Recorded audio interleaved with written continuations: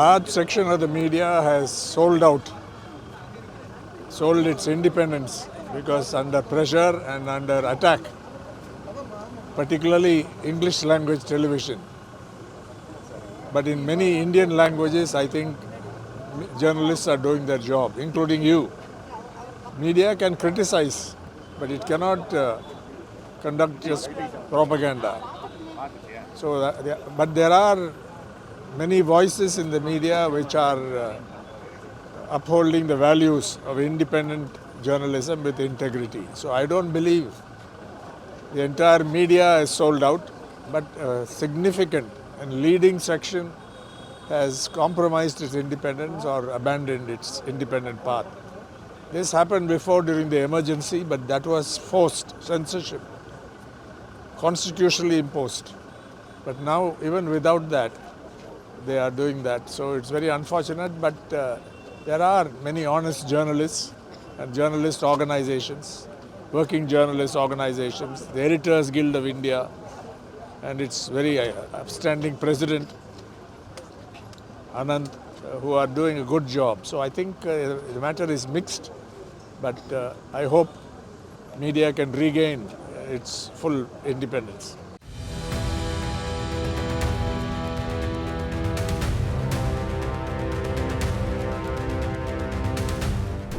Yes, the Election Commission is functioning in a partisan way with no accountability. The present Election Commission, no transparency, and also with a lot of arrogance.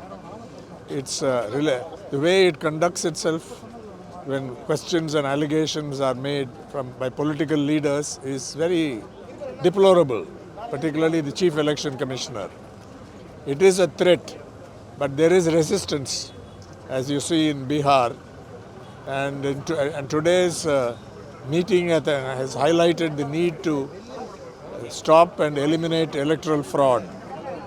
As we saw in the current special intensive revision exercise, third exercise in Bihar, and the Supreme Court's order directing the Election Commission, A, to produce machine-readable rolls, and B, to accept Aadhaar as a valid and legitimate ID, I think is good.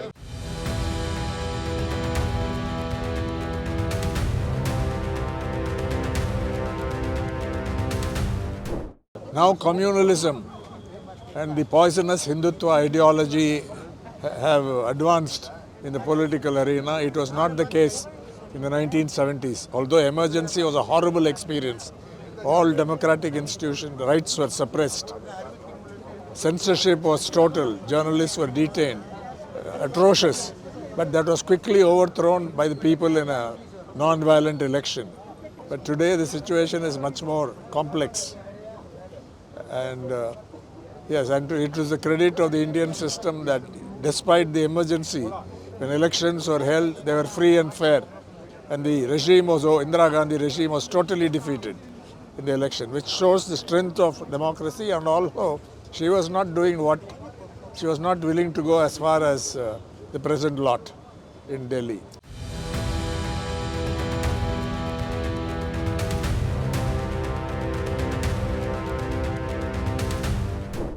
They have every right to be there, but seeing the rallies and statements, particularly made by Mr. Vijay, I think he has to have some political education about facts, because he has made so many statements. Even the media have shown that it's totally false or wrong.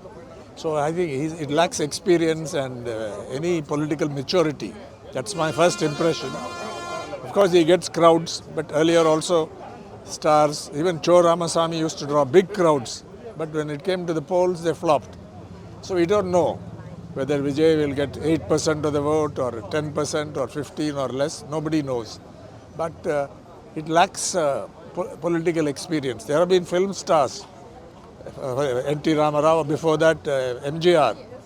But they had particularly MGR had a political apprenticeship and training. He was in the DMK for a very long time, and even before that. So that is different. And N.T. Ramarao was well informed on many questions, Chief Minister Ramarao. But here I think the man I don't know how many people will look up to somebody who wants to be a leader. Also, it looks like he's got dictatorial tendencies, one-man show. So, but I wish him well. That's all I can say. Nobody has every right to enter politics, but the start is not great.